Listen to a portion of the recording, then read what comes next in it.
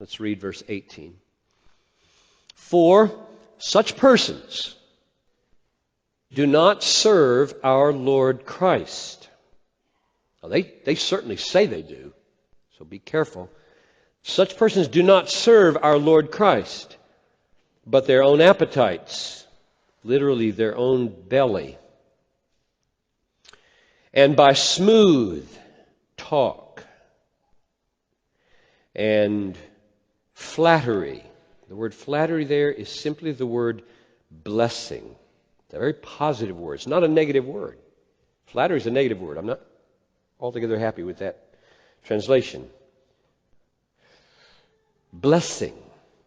They deceive the hearts of the naive. Let's take them in reverse order.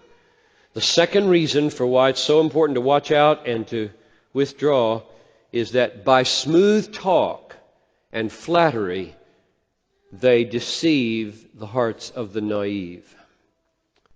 So flattery there means they come across as blessing. They're bringing a blessing with this new teaching. It's blessing. It's not presented as a problem. It's presented as a blessing.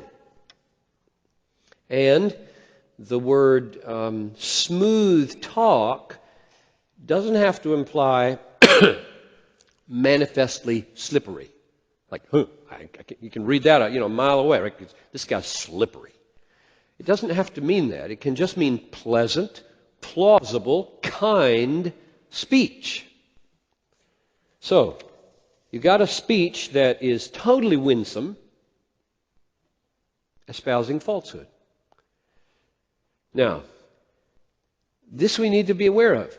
False teachers in the church do not get a following by being mean-spirited and harsh. They get a following by being nice, kind, gentlemanly, fair-minded, humble. That's what this is saying. So if you have your antenna up for bad guys, what are the bad guys? Mean and ugly and harsh, and you're not going to spot them. Let me give you two examples from history. History is safer than present day. Arius died 336 AD, and Socinus died 1604. I'll just read you descriptions of these guys from men who've written extensively about them. Here's a quote from Parker Williamson on Arius. He was a bright, energetic... No, you don't know these guys. They both denied the deity of Christ. They're both acknowledged by all Christians to be heretics. Virtually all Christians. So it's not like I'm picking out some small little error here. These guys are major deniers of the deity of Christ. And all Christian history has put them in the category of heretics. So here was a bright, energetic, attractive fellow, the kind of citizen whom any Rotary Club would welcome, singing sea shanties in dockside pubs and teaching Bible stories to the Wednesday night faithful. This was an immensely popular man. His story reminds us that heresy does not bludgeon us into belief. We are seduced. Then a word about Socinus. He was a gentleman. His morals were above reproach, and he distinguished himself by his unfailing courtesy. Unfailing courtesy was remarkable in an age when even the great Protestant leaders Luther and Calvin would use vile street language when arguing with their opponents. So this guy was ahead of Luther and Calvin in the gentlemanliness of his language.